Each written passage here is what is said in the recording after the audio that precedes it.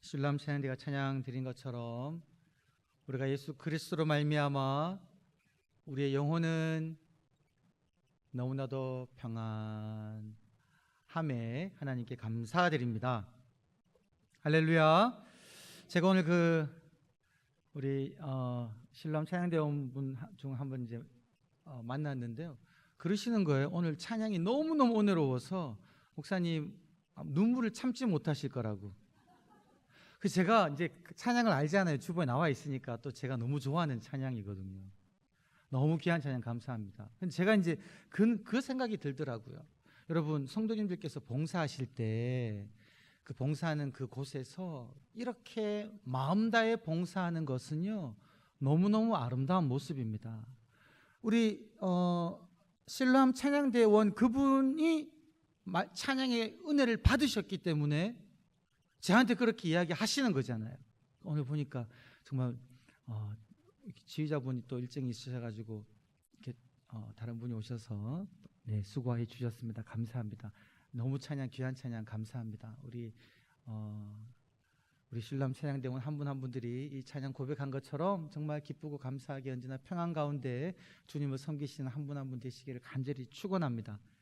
그래서 제가 이미 그 눈물 흘릴까라는 고지를 받았기 때문에 눈물을 참느라고 제가 아주 힘쓰고 애씀으로 기쁘고 감사함으로 하나님께 저도 마음 다해 찬양을 올려드렸습니다. 제가 어떤 한 젊은이의 인터뷰를 보았는데요. 그 질문을 하더라고요. 한국 사람이 보는 지금 한국의 상황은 어떻습니까? 라는 질문이었어요. 그때 그 젊은 분이 참 심각한 표정을 지으면서 정말 이 상황, 한국 상황이 제가 볼 때는, 그 사람이 볼 때는 좋지 않다라는 거예요. 여러 지표들이 이야기해 주고 있다라는 거죠. 그분 말에 따르면 출산율은 바닥을 치고 있고 자살률은 1위라는 거죠. 이런 상황에서 이제 한국 사람들이 가장 중요하게 생각하고 있는 것은 무엇이냐? 인생에서 무엇이 중요합니까? 라는 질문을 받았을 때 다른 선진국 국가의 여러 사람들은요, 가족이 중요합니다. 관계가 중요합니다. 내가 속한 사회가 중요합니다. 이렇게 대답하는데요. 한국 사람들이, 특히 젊은이들이 어떻게 대답하냐면 인생에 있어서 중요한 것은 돈이다라는 겁니다. 나 개인의 물질적 풍요가 제일로 중요하다. 이것이 1위를 차지한다는 거죠. 이걸 보면서 이제 그 분이 참 한국의 상황이 지금 너무나 어려운 것 같습니다. 라고 이야기하는 거예요. 제가 그 인터뷰를 보면서 그런 생각이 들었습니다. 인생에서 가장 중요한 것이 돈이다, 개인의 물질적 풍요다 라고 대답하는 그 사람은요, 지금 그 사람의 마음과 생각이 무엇으로 가득 차 있습니까? 다름 아니라 돈으로 가득 차 있죠. 내가 살아가면서 물질적으로 풍요를 누리는 것이 제일로 중요하다 여겨서 그것 이루기 위해서 정말 힘을 다해 수고하며 인생을 살아가고 있다는 거죠. 그 돈이라는 것이, 물질적 풍요라는 것이 그 사람을 완전히 사로잡고 있다는 겁니다. 사랑하는 영동교회 성도님들을 사로잡고 있는 것은 무엇입니까? 여러분, 우리가 무엇에 사로잡혀야지 정말 우리는 행복하고 복된 인생을 살아가는 것일까요? 오늘 말씀을 보게 되면 5절에 그렇게 이야기하고 있습니다. 바울은요, 다름 아니라 하나님의 말씀에 붙잡혔다, 이렇게 기록하고 있습니다. 사도 바울의 마음을 가득 채우고 있는 것, 그의 생각을 채우고 있는 것은 다름 아니라 하나님의 말씀이었다라는 거죠. 하나님의 말씀이 그를 꽉 붙잡고 있어가지고요, 다른 것이 들어올 틈이 하나도 없는 겁니다. 이걸 달리 말하면요, 사도 바울은요, 그의 모든 관심과 생각과 그의 모든 시선이 하나님의 말씀에만 지속적으로 계속되게 머물러 있다는 것, 이것이 바로 하나님의 말씀에 붙잡힌 삶이다라는 거죠. 저는요, 우리 사랑하는 성도님들이 하나님의 말씀에 붙잡힌 바 된 삶을 살아가기를 간절히 소망합니다. 왜요? 그것이 생명이기 때문에 그러합니다. 그래서 이번 한 주 저희들이 외치며 기억하며 살아갔으면 하는 그 문장이 여러분 주보에 나와 있는 대로 하나님의 말씀에 붙잡혀 살아가겠습니다 라는 문장입니다. 이것은 기도하는 마음으로 이 문장을 외치기를 원해요. 하나님, 다른 것이 내 마음을 사로잡는 것이 아니라 헛되고 가치 있어 보이나 생명을 살릴 수 없는 것들에 내 마음이 사로잡혀 붙잡힌 삶이 아니라 생명 대신 하나님의 말씀이 나를 붙잡기를, 하나님의 말씀에 사로잡혀 살아가기를 간절히 소망합니다. 이렇게 기도하는 마음으로 우리 한 절 외침을 다 같이 한번 외쳐보시겠습니다. 시작. 하나님의 말씀에 붙잡혀 살아가겠습니다. 아멘. 여러분, 사도 바울이 하나님의 말씀에 붙잡혔다라고 성경이 기록하고 있는데요, 다른 성경 번역을 보면 이것을 그렇게 풀어 설명하고 있습니다. 날마다 하나님의 말씀을 전하였다, 복음을 전하였다 라고 풀어 설명하고 있어요. 그러니까 사도 바울의 이 머리와 마음속에는요, 지금 복음으로 가득 차 있어가지고 이것을 말하지 않고는, 전하지 않고는 견딜 수 없는 상황이었다라는 거죠. 사도 바울이 발견한, 깨닫게 된 복음의 내용이 무엇입니까? 첫 번째는요, 예수님이 그리스도이십니다 라는 깨달음입니다. 유대인들은요, 메시아를 기다렸습니다. 다윗의 왕위를 이어서 왕권을 차지하여서 이스라엘을 온전히 구원할 그 메시아를 하나님이 보내신다 하셨기에 그 메시아를 기다리고 있었습니다. 다른 말로 하면 그리스도죠. 그런데 여러분, 예수님이 메시아로 오셨는데 사도 바울은 예수님을 메시아로 생각하지 않았죠. 그래서 예수님을 믿는 사람들을 핍박하고 잡아 옥에 가두고 죽이기까지 했죠.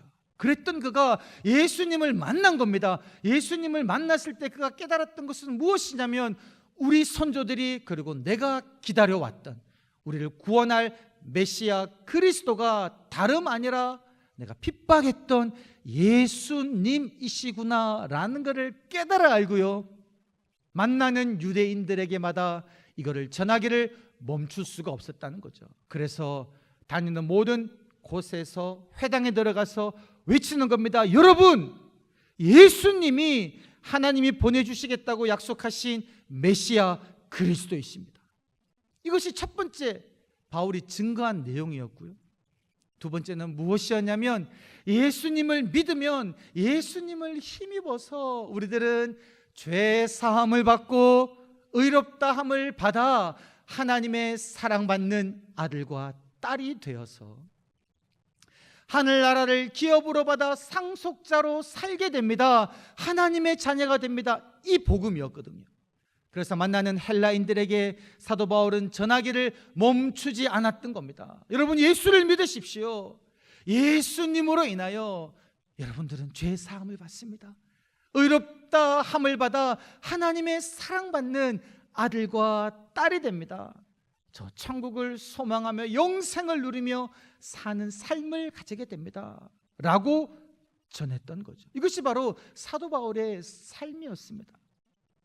사랑하는 성도 여러분, 우리의 삶이 이러한 삶이 되기를 간절히 소망합니다. 내 안에 복음이 차고 넘쳐서 말하지 않고는 견딜 수 없어 만나는 사람에게마다, 여러분, 예수님 믿으세요? 예수님이 당신을 사랑합니다. 예수님을 통하여 우리들은 천지를 지으신 하나님의 사랑받는 아들과 딸이 되어 진정 행복한 삶, 기쁜 삶을 살아가게 됩니다.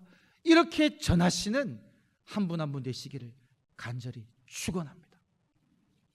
그런데 여러분, 우리가 이렇게 내 속에 차고 넘치는 이 복음, 만나는 사람에게마다 이 복음을 전할 때 여러분, 사람들의 반응이 어떻습니까?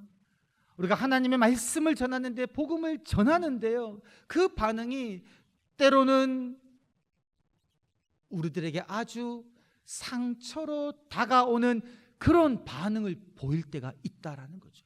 무시하기도 하고 안 들은 척할 뿐만이 아니라 말로써 우리의 마음을 후벼 파는 그런 말을 할 때도 있다라는 거죠. 복음을 전한다고 해서요, 우리의 삶이 다 평탄하지만은 않다라는 거죠. 그래서 우리가 2주 전에 그런 말씀을 들었잖아요. 복음을 전할 때 겪게 되는 어려움을 당연하게 여기겠습니다. 핍박이 있다는 거죠. 어려움이 있다라는 겁니다. 저희가 지금 복음을 전하는 교회, 구원받는 이들이 늘어나는 교회라는 표를 가지고 여러분이 마음에 품은 생명 씨앗들에게 복음을 전하고 있지 않습니까? 교회 가자, 나 따라 함께 다시 예배드리자, 하나님을 믿자라고 이야기하지 않습니까? 그런데 이야기할 때 여러분, 내 사랑하는 배우자, 내 사랑하는 자식들, 때로는 부모님, 그리고 내 친구들이 어떻게 말합니까? 그 말들 중에는 그런 말들을 들을 때도 있을 것 같아요. 아니, 너 지금 한참 공부할 때인데 이렇게 교회만 나가서 좋은 대학 가겠냐라는 말을 들을 때도 있고요. 아니, 지금 회사 생활 열심히 해서 앞으로 곧 승진해야 우리 가족은 먹여 살리지, 지금 이렇게 교회만 열심히 다니다가 언제 승진할 수 있겠냐라는 말을 들을 수도 있고요. 제발 좀 집안을 좀 신경 써요. 지금 자식들이 어떻게 살아가고 있는지 좀 보고 좀 교회 나가면 좋겠다라는 아주 마음을 후벼 파는 말을 들을 때가 있다라는 거죠. 여러분, 그럴 때요, 그렇게 말하는 사람들의 마음 속에는, 머릿속에는 무엇으로 가득 차 있습니까? 자녀의 앞길, 회사에서의 승진, 세상에서의 성공, 그리고 대학, 이런 내용들이요, 그렇게 말하는 사람 마음과 생각을 가득 채우고 있다라는 겁니다. 그렇기 때문에 그렇게 말하는 거예요. 그런 말을 들으면요, 내 마음속에 찼던 하나님의 그 말씀들이, 복음의 열정들이 때로는 희미해지기도 한다라는 거죠. 왜요? 나도 사람인지라 그런 말을 들으면 힘들잖아요. 그런데 여러분, 그런 말을 들을 때일수록 기억하십시오. 여러분의 마음을 더욱더 하나님의 말씀으로, 복음의 진리로 더욱더 굳건하게 채우시기를 간절히 소망합니다. 지금 사도 바울도요, 비슷한 경험을 했습니다. 사도 바울이 2차 전도여행 때 빌립보에서, 데살로니가에서, 그리고 아테네에서, 그리고 지금 고린도에서 복음을 증거하는데요, 이 복음을 전하다가 사도 바울이 들었던 말들이 있습니다. 특별히 사도 바울이 아테네에 있을 때, 우리 지난주 함께 나눴던 그 말씀 가운데 아테네 사람들이요, 특별히 에피쿠로스 학파라 스토아 학파, 아주 영향력 있는 철학자들이 바울에게 무슨 말을 했냐면요, 그런 단어를 사용합니다. 이 말쟁이가 무슨 말을 하는지 보자. 말쟁이라는 단어를 써요.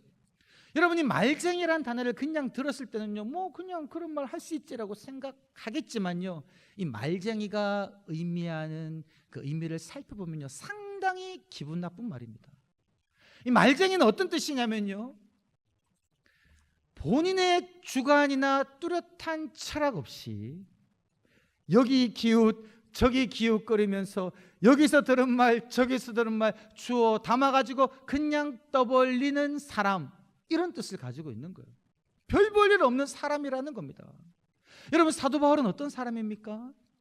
가말리엘이라는 유명한 랍비 밑에서요, 유대 율법과 구전을 아주 열심히 공부한 학자예요. 나름 똑똑한 사람입니다. 그 스스로에 대한 자부심이 대단한 사람이었습니다. 그랬던 바울에게 이 에피쿠로스 학파나 스토아 학파, 헬라의 그런 영향력 있는 사람들이 말쟁이라고, 줏대도 없으면서 본인의 철학도 없으면서 여기서 들은 말 저기서 들은 말 그냥 주워 담아가지고 떠벌리는 사람이라고 말했을 때요, 여러분이 이런 말을 들었다면 여러분 마음 기분 좋으시겠습니까? 내 스스로 자부심이 있는데 나에게 누가 그런 말하면 그 말을 듣기 좋으냐고요. 그 말 들으면요, 그 말이 사도 바울 머릿속에 계속해서 들어와 있으면요, 말쟁이 이 말쟁이라는 말이 머릿속에 가득 있으면 하나님의 말씀을 전할 때 나는 말쟁인가 이런 생각을 하게 된다니까요. 그것뿐만이 아닙니다. 말씀을 보면요, 이 헬라인들이요, 유대인들이 사도 바울을 비방하고 조롱하고 모욕했다라는 거죠. 이런 여러 가지 어떤 말들을 들었을 때 사도 바울의 마음은 흔들릴 수가 있었습니다. 그 마음속을 차지하고 있던 하나님의 말씀은 사라지고 그 스스로에 대해서 별 볼 일 없는 사람으로 생각할 수가 있다는 거죠. 그러면 복음을 증거하는 그 걸음을 멈추게 될 수도 있다라는 거죠. 그러나 사도 바울은 어땠습니까? 그는 결코 복음 전하는 일을 멈추지 않았다라는 거죠. 왜요? 사도 바울은 하나님의 말씀에 붙잡힌 사람이었기 때문에 사람들이 그에 대해서 말쟁이라고 하든지 비방하든지 조롱하든지 핍박하든지 그런 거에 신경 쓰지 않았다라는 거죠. 사도 바울은 하나님의 말씀으로 굳건히 서 있었기에 지속적으로 계속 멈추지 아니하고 복음을 전했다라는 겁니다. 특별히 오늘 말씀을 보게 되면 하나님께서 구체적으로 사도 바울에게 하신 그 말씀이 있습니다. 오늘 읽은 말씀 9절과 10절을 보게 되면요, 밤의 환상 중에 하나님께서 바울에게 무엇이라고 이야기합니까? 지금 말쟁이라는 소리를 듣고 비방받기도 하고 핍박받기도 하는 이런 상황 속에서 사도 바울이요, 환상 가운데 들었던 하나님의 말씀은 바로 이것입니다. 두려워하지 마라. 두려워하지 마라. 너를 핍박하고 너를 모욕하고 너를 말쟁이라고 하는 사람들로 인하여 두려워하지 말라. 그들이 너를 말쟁이라고 말한다라고 해서 침묵하지 말고 말하라. 무엇을요? 복음을. 나의 말을 너는 계속해서 침묵하지 말고 말하라고 이야기하고 있습니다. 내가 너와 함께 있음에 그 어떤 사람도 너를 대적하여 해하지 못할 것이니 이 성 가운데는 내 백성이 많음이니라 라고 주님은요 말씀으로 분명하게 사도 바울에게 말하셨다라는 거죠. 지금 네가 살고 있는 이 고린도 성에는 너가 복음 전할 때 네 말을 조롱하고 대적하여 핍박하는 사람들만 있는 것이 아니라 복음을 들어야 할, 복음을 듣고 구원받아야 할 내 백성이 너무나 많이 있다라는 거죠. 그들을 생각하면서 너는 두려워하지 말고 침묵하지 말고 말하라. 내가 너와 함께 한다라는 분명한 하나님의 말씀을 사도 바울은 들었다라는 겁니다.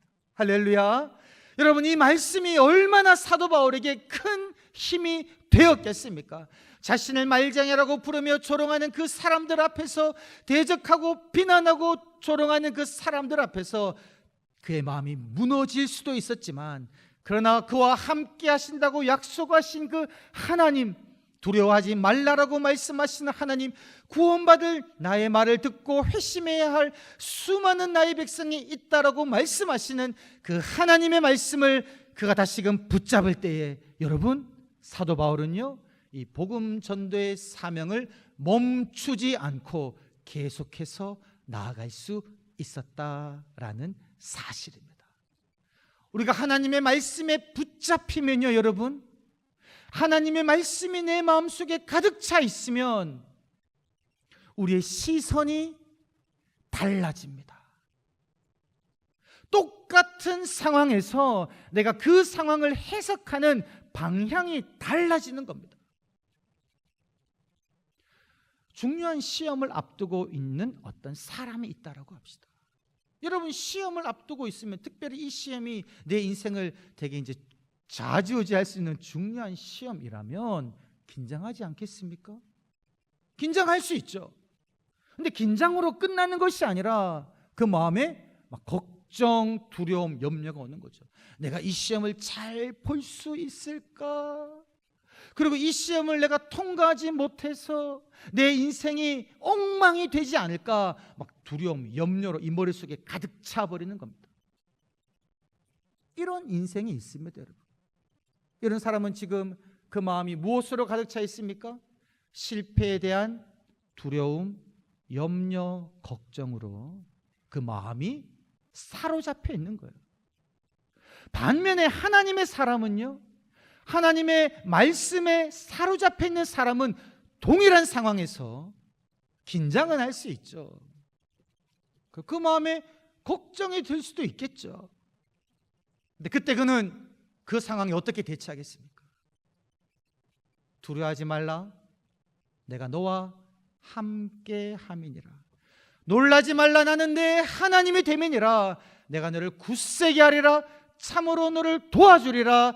참으로 나의 의로운 오른손으로 너를 붙들리라라는 하나님의 말씀에 사로잡혀 있으면 내 마음에 두려움이 들 때 스스로에게 명령하는 겁니다. 두려워하지 마라. 하나님이 나와 함께 하신다. 아무것도 염려하지 말고 오직 모든 일에 기도와 간구로 나의 구할 것을 감사함으로 하나님에게 아뢰겠습니다. 모든 지각에 뛰어난 하나님, 내 마음을 평강으로 채워 주시옵소서라고 기도하며 그 상황에 대처하지 않겠습니까? 여러분, 비록 그 시험에 떨어졌다고 해도요, 그 사람은 이것을 실패로 보지 아니합니다.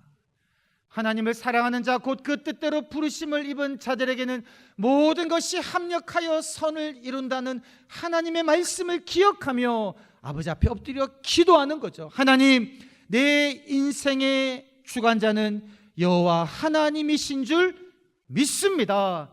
내가 하나님을 사랑하고 하나님이 나를 사랑하시니 주님, 이 일을 통하여 하나님이 예비하신 선한 길로 인도하여 주시옵소서 라고 기도하는 삶을 살게 된다는 거죠. 여러분, 이것이요, 하나님의 말씀에 사로잡힌 자의 삶이다라는 겁니다. 동일한 상황 속에서 하나님의 말씀에 사로잡힌 사람은 하나님의 계획을 바라봅니다. 하나님의 뜻을 발견하며 그 마음이, 그 중심이 흔들리지 않는다라는 거죠. 우리가 다 잘 아는 이야기, 12명의 정탐꾼 이야기 있지 않습니까? 이 12명의 정탐꾼들이 모두 동일한 것을 봤습니다. 가나안 땅에 정탐하러 갔더니만 그 성읍은 높고 성벽은 하늘에까지 다 도저히 우리가 함락할 수 없을 정도로 튼튼하게 지어졌어요. 거기에 살고 있는 사람들은 거인족입니다. 이것은 사실이에요. 이스라엘 12명의 정탐꾼들이 모두 보았던 현실이었습니다. 그런데 이것을 해석하는 것은요, 12명이 달랐던 거죠. 10명은요, 하나님의 말씀에 붙잡힌 바 되지 않으니까 어떻게 봅니까? 우리는 이 땅을 차지할 수 없습니다.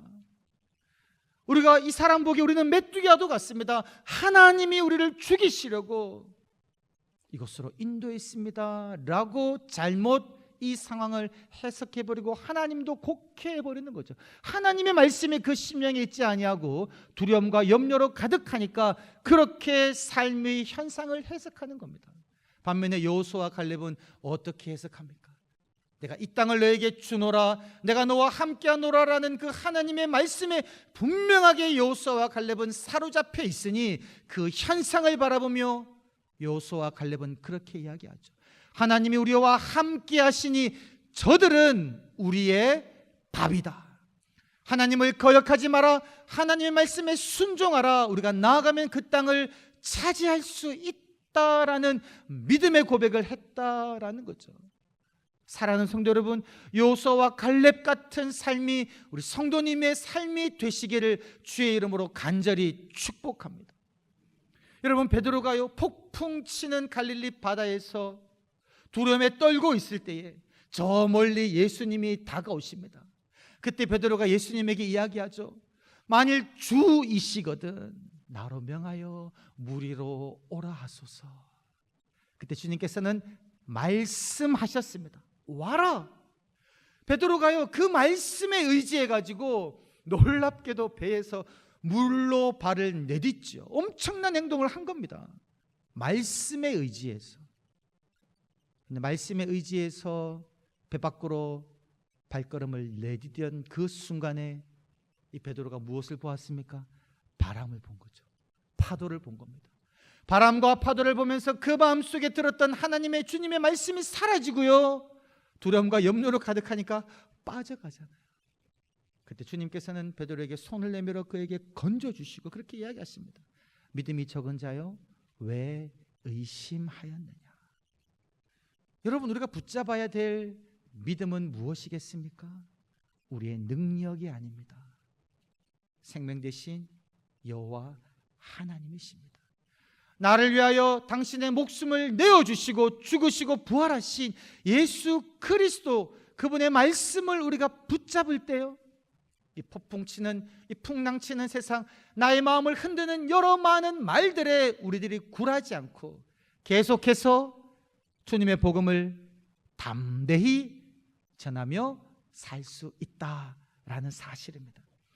제가 이 말씀을 준비하면서 찬양을 이제 듣는데요, 한 찬양이 계속해서 반복해서 나오더라고요. 근데 그 찬양이 딱 오늘 말씀에 맞는 찬양입니다. 하나님께서 제게 이 찬양을 주셨어요.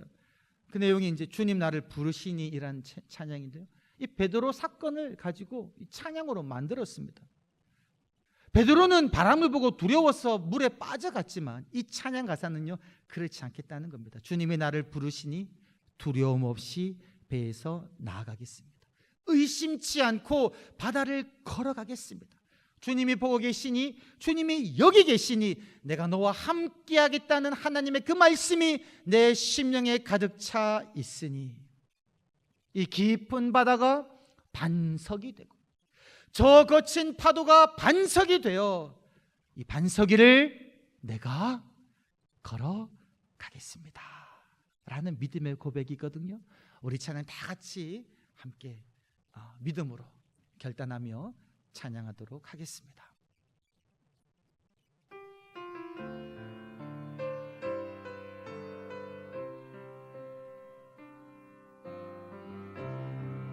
주님 나를 부르시니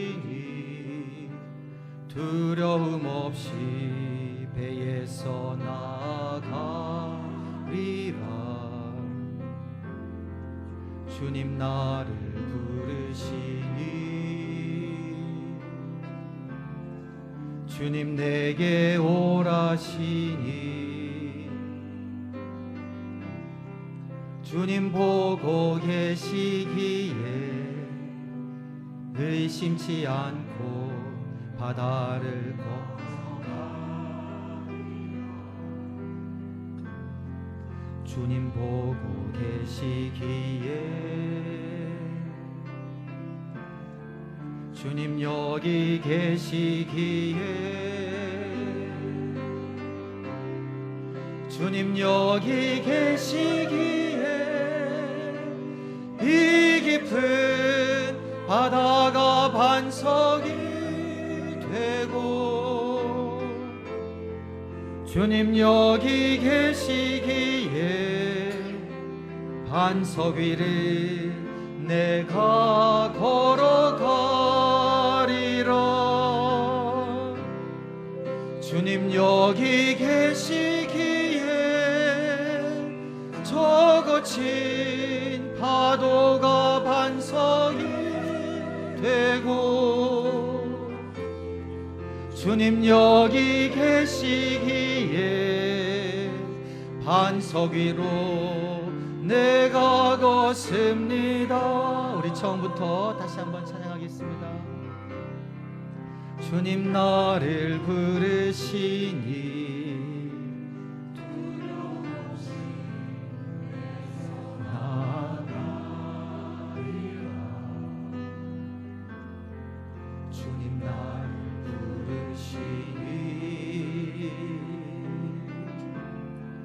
주님 내게 오라시니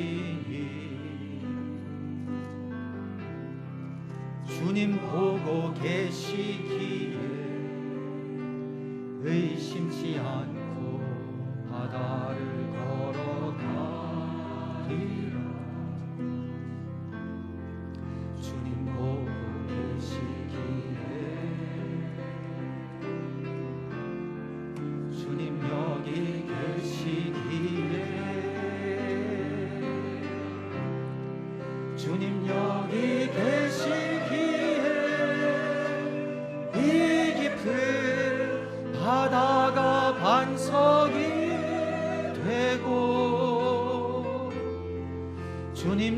여기 계시기에 반석 위를 내가 걸어가리라. 주님 여기 계시기에 저 거친 파도가 반석이 되고, 주님 여기 계시기에 반석 위를 내가 걷습니다. 주님 여기 계시기에, 주님 여기 계시기에 이 깊은 바다가 반석이 되고, 주님 여기 계시기에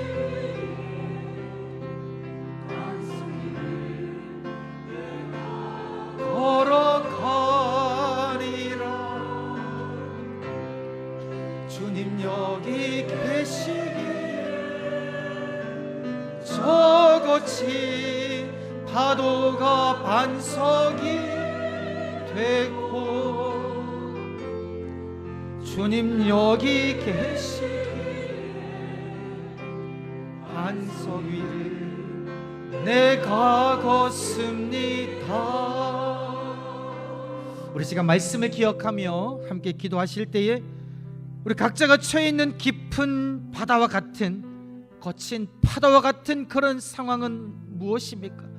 여러분의 마음을 상하게 하고 여러분을 좌절하게 하고 낭망하게 하며 더 이상 주의 복음을 전하지 않게 만드는, 주의 일을 하지 못하게 만드는 그 상황 무엇입니까?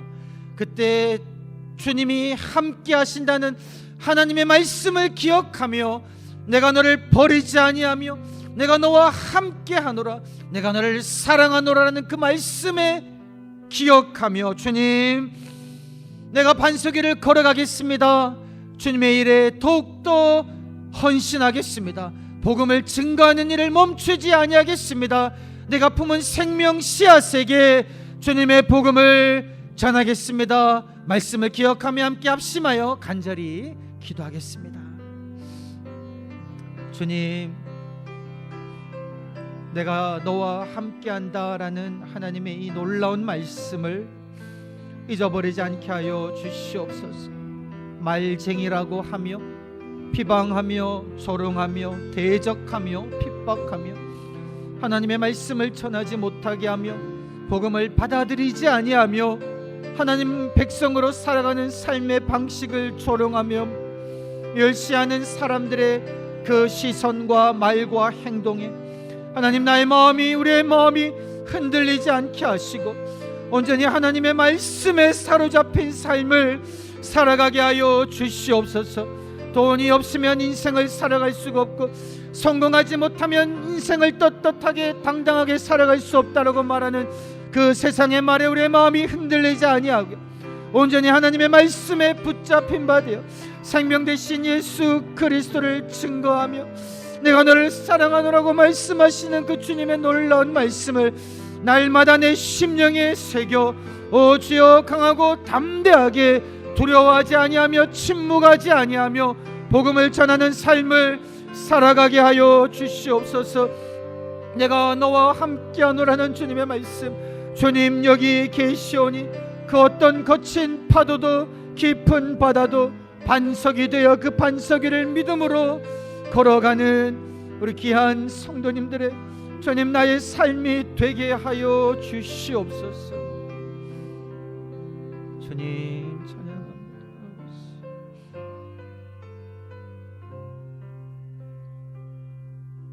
하나님 아버지, 하나님의 말씀이 우리의 생각과 마음과 우리의 모든 삶의 태도를 주장하게 하여 주시옵소서. 하나님의 말씀이 아닌 다른 그 어떤 세상의 사상과 소리들이 우리의 마음을 흔들지 아니하게 하시고 내가 너와 함께하노라, 내가 너를 사랑하노라, 내가 너를 위하여 나의 목숨을 바쳐 너를 사랑하노라라는 주님의 그 말씀이 날마다 나의 심장을 사로잡아 담대히 복음 들고 세상 속에 나아가 주님의 말씀을 증거하는 하나님의 사람으로 살아가게 하여 주시옵소서. 감사드리오며 이 모든 말씀 우리 주 예수 그리스도의 이름으로 기도드리옵나이다. 아멘.